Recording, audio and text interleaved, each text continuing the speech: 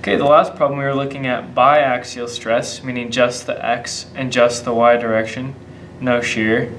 This is triaxial stress, so we're looking at a 3D box, if you will. This is not infinitesimal, this is not a principal element of any kind. This is just some kind of, it's an ice cube, it's a box, it has volume. And we have strain in 3 directions, and of course we have our material properties. Just like we had our biaxial stress formulas, we have a triaxial formula, which is derived similarly as our biaxial stresses. What we want to calculate in this problem is our sigma x, sigma y, sigma z, given a particular strain, and the change in the volume, and the strain energy density.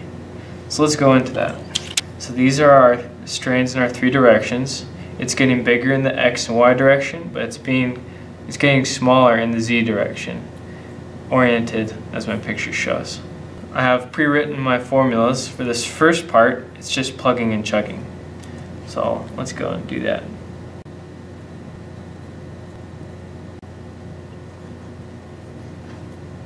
This is our sigma x. This comes out to be 9.09 kilopascals.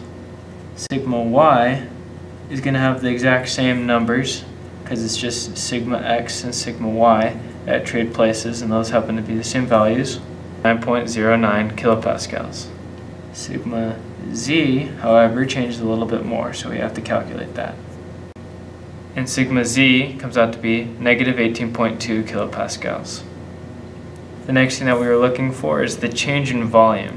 Now there's a nifty equation that tells us that the change in volume equals the total volume times our unnamed epsilon, which means change in volume equals total volume times the quantities of strain in the x direction, strain in the y direction, plus strain in the z direction. Now this is an approximation technically, but it's a very, very close approximation. So you don't have to worry about discrepancies. So just use this formula. This is 1 meter cubed based on my volume of the cube. And I just plug in my values. 0.001, 0.001, minus 0.0002. And this happens to equal 0, which makes it really easy. Now, the last thing we're looking for is strain energy.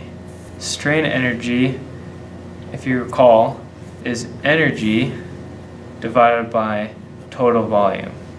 Also, if you recall, strain energy is 1/2 my load times my displacement. And if my volume, I can characterize that as an area times a length. I could use any side for that, it doesn't really matter.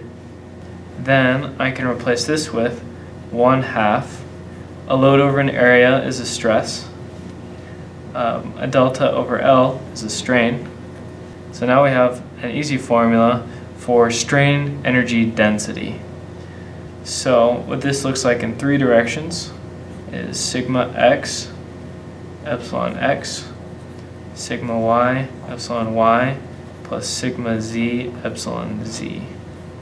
And now we can just plug in our values that we determined in the first part of this problem.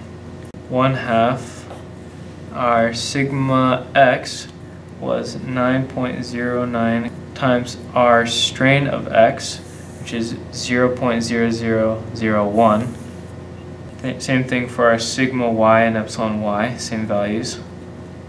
Our sigma z is a negative 18.2, and our strain is also negative 0.0002.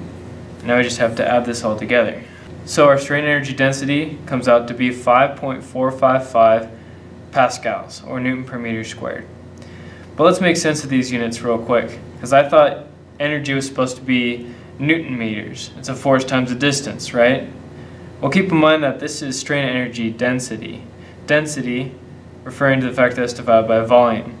So I can rewrite, instead of my Pascal units, I will write the same number, but Newton meters over meters to the third. Now we have energy over volume. That makes sense. And that's gives us our answers for this problem.